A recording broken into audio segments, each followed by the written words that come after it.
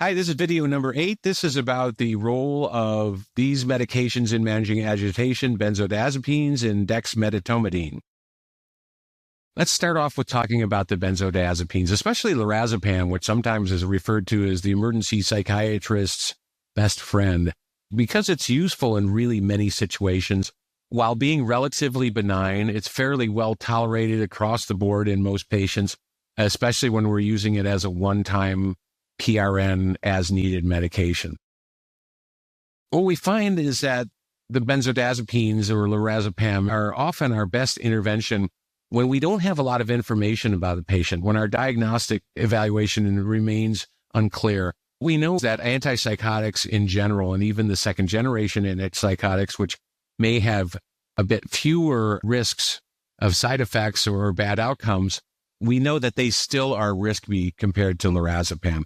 So offering a lorazepam when we really don't know what's going on might be give us a chance, buy us some time to have that person calm down, relax a bit, and it may even be the appropriate treatment. And if somebody is in alcohol withdrawal or benzodiazepine withdrawal, for example, it's going to be the right medication to help them calm down.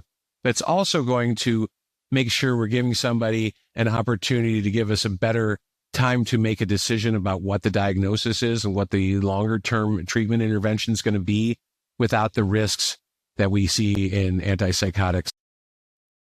Recognize that we can offer oral lorazepam, and sometimes I've heard staff come to me saying, well, this guy really needs a shot of lorazepam, don't write for an oral.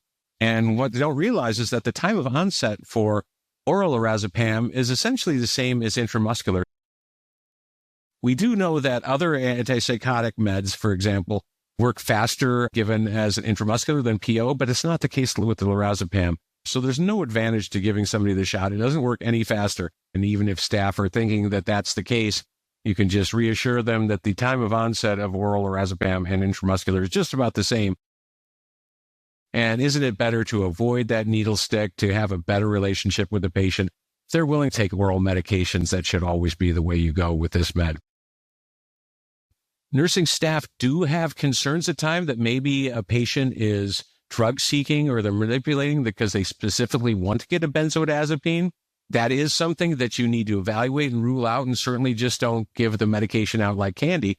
You can use it as an emergency medication, as a one-time med, and make sure that the staff know that this will not be repeated, especially if you have concerns that this might be a drug-seeking individual.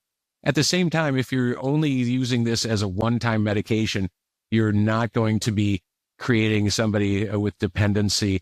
You're not really creating a situation where you're making somebody into an addict.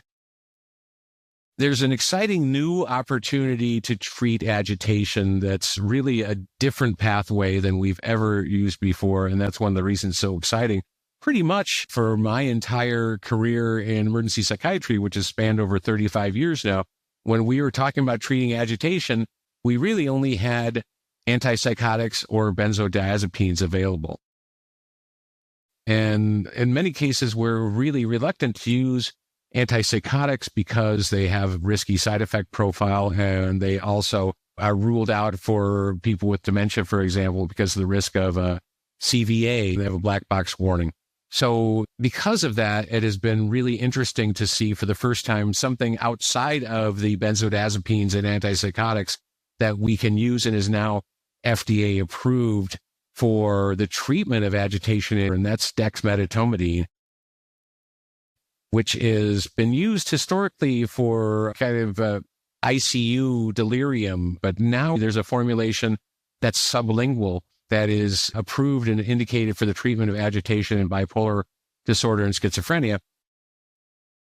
It's an oral dissolving thin film where you can offer it to the patient. It's not a coercive med. You don't hold them down and put it in their mouth. You say, here's this film, put this in your mouth.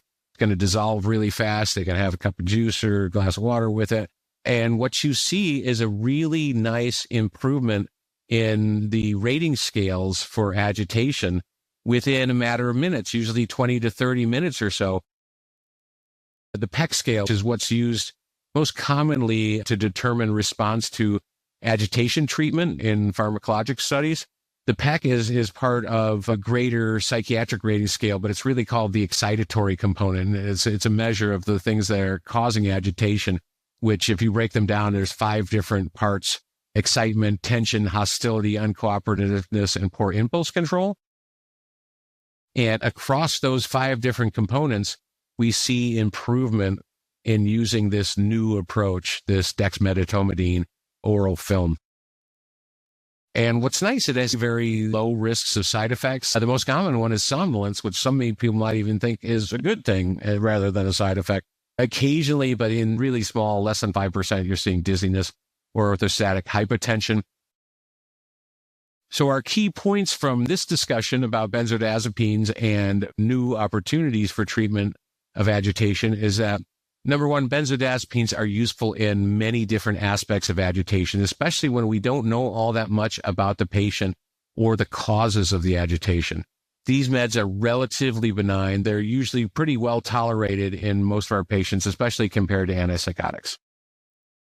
Dexmedetomidine is a new option that's available for the treatment of agitation in a sublingual film formulation with a completely different mechanism of action. And it's been shown to be effective for agitation in patients with schizophrenia or bipolar disorder. And so it's really nice to have a new option for treatment of agitation.